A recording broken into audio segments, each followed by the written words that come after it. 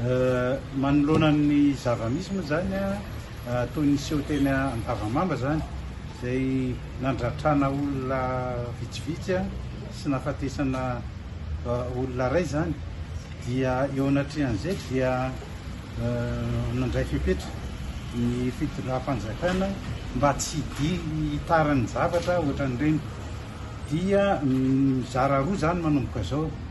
Misy zany ireo manifestation tsy ao anatin'le hoe fanaovana propagande dia régime d'autorisation iny.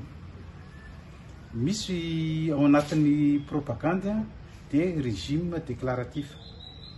Dikan'izany zany ho an'izay rehetrarehetra zay manao manifestation politique ka tsy ao anatin'ny propagande dia tsy maintsy manao autorisation, demande d'autorisation zany.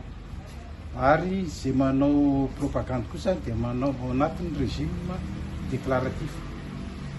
Ny anton'izany manko dia tsy voafehanay intsony zany ny zavatra miseho sur terrain zany. Tapitapy koa zany dia misy fifandonana ohatran'izay zany zay raha tsy voafehy dia n'izao dia mety hivadika guerre civile.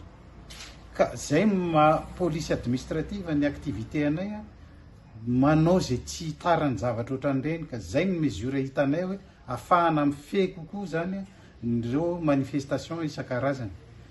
Dia mikasika an'le autorisation régime d'autorisation zany dia tsy mipetraka intsony le hoe tsy maintsy ao anaty salle fa rehefa ao anaty toerana mifefy ahafahana manara-maso ny zava-misy rehetrarehetra ao anatiny sy ivelan'le toerana dia azo atao. Ohatra Antsonjombe, ohatra eny Larby, ohatra zany nenazy zany ohatra fotsiny dia afaka mangataka amin'ireny toeran'ireny zany zay hanao manifestation politique tsy ao anatin'ny propagande. Afaka hoe afaka firy andro mivaly izy raha ohatra izy zany rapetsy nanao cambalisme melaka titona zany dia azo indreka iny zany tsy maintsy misy concession kely ataonay zany tsy dia sy hanao juridisme be eto ka hoe eo le 48 heures dia tsy ao anatin'le 48 heures fa satria mesure maimaika koa le izy dia afaka mandefitra kely any zany zay amin'izay zavatra zay. Par rapport à l'annonce, le préfet, il n'y a pas de médecin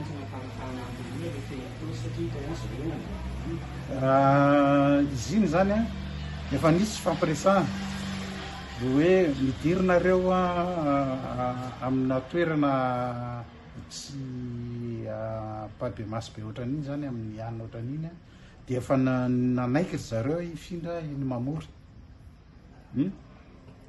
Tapitapoka tonga avany izy dia nidina tapoka indray dia niteraka korotana be teo zany dia tsy maintsy nandray fepetra ny mpitandro filaminana fa efa nifampiresaka tsara hoe bon aleo zany zay hifindra amina toerana dia tapitapoka indray zany dia tsy fantatra zay natonga an'zareo dia niverina indray dia niteraka an'izay fifandonana zay. Dia fiarovana ny vahoaka sy ny fananany io mesure ndraisinay eo ka arovanay foana ny anay zany na ny mpanoratra na ireo mpanao propagande zany dia anjaranay ny miaro azy ary matoa zany manao an'izay zany misy expérience efa hitako satria 12 taona aho zany niaina tao amin'ny exécution sur terrain ohatran'io foana tao amin'ny FIGN fa fifandonana ohatran'io le manao tsy maintsy manao force d'interposition zany ny force zany mitsofoka ao anelanelan'ny ireo mpifanandrina zany ka iny tena ratsy be iny vis-à-vis en force sy vis-à-vis any dia aleo evitena zany zay zavatra zay.